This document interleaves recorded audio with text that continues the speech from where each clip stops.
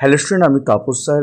আজকে এই ভিডিওতে তোমরা আমাকে অনেকে রিকোয়েস্ট করেছিলে যে DSC A3 six semester history অনার্সের লাস্ট মিনিট সাজেশান দেওয়ার জন্য, অর্থাৎ শেষ মুহূর্তের প্রস্তুতি, যেগুলো টপ প্রশ্ন একদম যেগুলো বাদ দেওয়া যাবে না, একদম ছোট করে, অর্থাৎ যাদের কাছে একদম টাইম নেই, খুব কম সময়, যারা বেশি পড়তে পারছো না, তো তাদের জন্য আজকে এই সাজেশান।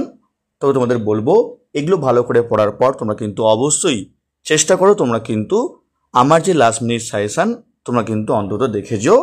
আর যারা একদম টাইম পাচ্ছ না, তোমাদের বলবো এগুলো ভালো করে পড়ার পর যদি সম্ভব হয় অন্তত তোমরা কিন্তু লাস্ট মিনিট সাজেশান দেখে যেও।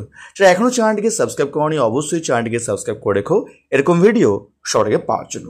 তো দেখো, তোমাদের ডিএসসি A3 টপ প্রশ্ন, ফার্স্ট চয়েস ফার্স্ট প্রশ্ন অর্থাৎ টপ 1 প্রশ্ন, বাংলায় নমশূদ্র আন্দোলন সম্পর্কে লেখো, যেটি তোমাদের এবছরের জন্য এই পেপারের একদম সেরা প্রশ্ন, অর্থাৎ টপ 1 প্রশ্ন।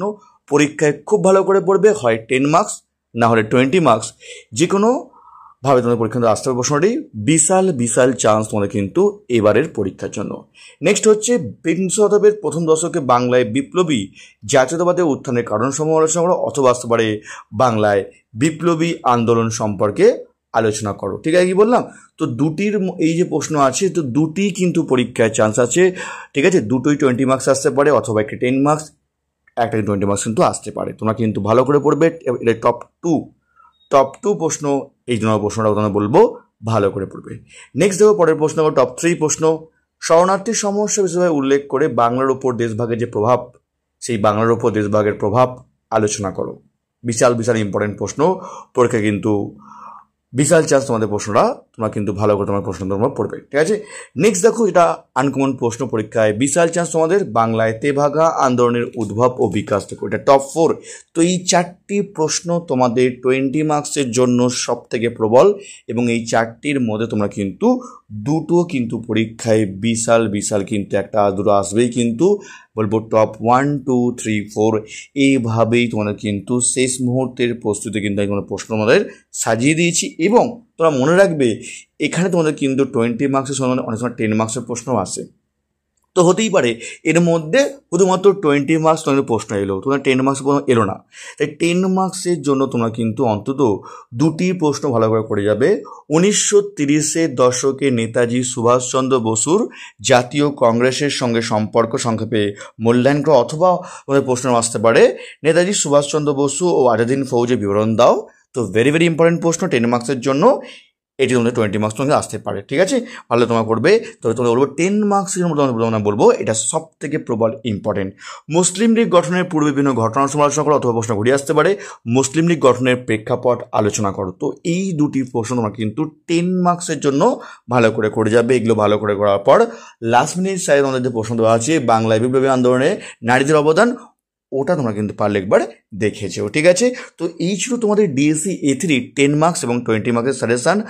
আর যদি তোমরা কেউ নোটস কিনতে চাও, তো স্ক্রিনে আমার ফোন নাম্বার দেওয়া আছে, তোমরা চাইলে কিন্তু আমার সাথে জয় করতে পারো।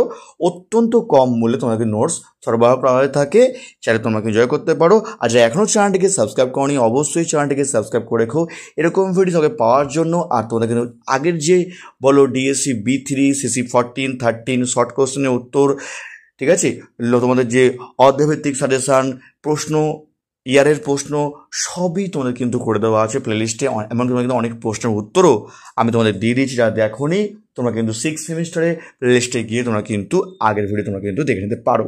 ঠিক আছে, তো দেখো, তোমাদের এবার মার্কস 5 প্রশ্ন দেখো, কৃষক প্রজাপাটির টিকা লেখো। এটি এমন একটি প্রশ্ন, হয় 10 মার্কস নাহলে 5 মার্কস, এই বছরের জন্য টপ 1 প্রশ্ন।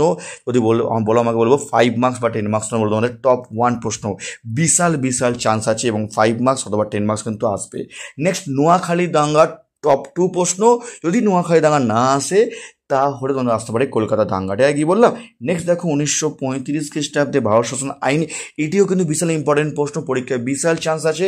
এটি না আসতে পারে কিন্তু চট্টগ্রাম অস্ত্রাগার লুণ্ঠনে মাস্টারদার ভূমিকা লেখো।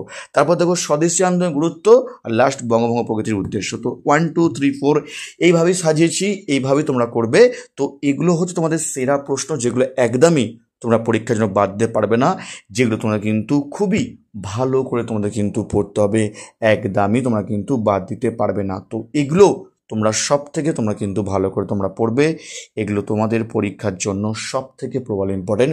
কোনো সাপোর্টিং প্রশ্ন আমার দেওয়া হয়নি, শুধুমাত্র যেগুলো পরীক্ষার জন্য সব থেকে বেশি ইম্পর্টেন্ট সেগুলোই কিন্তু এই ডিএসসি A3 পেপারের শেষ মুহূর্তে কিন্তু আলোচনা করলাম। তোমরা কিন্তু পড়ার পর অবশ্যই তোমরা কিন্তু যারা ভালো মার্কস পেতে চাও তোমরা কিন্তু আমার লাস্ট মিনিট সাজেশন তোমরা কিন্তু অবশ্যই তোমরা কিন্তু দেখে যেও। আর তোমাদের বলবো CC13 তোমরা কিন্তু একটু ভালো করে তোমরা কিন্তু পড়ে যাবে। এই পেপারটা তোমাদের কিন্তু প্রশ্ন অনেক সময় টাফ হয়ে থাকে, কঠিন হয়ে থাকে, তাই তোমাদের বলবো একটু ভালো করে তোমরা কিন্তু 13 পেপার তোমরা কিন্তু দেখিয়েছো। ঠিক আছে, তো আজকের মতো এটুকুই।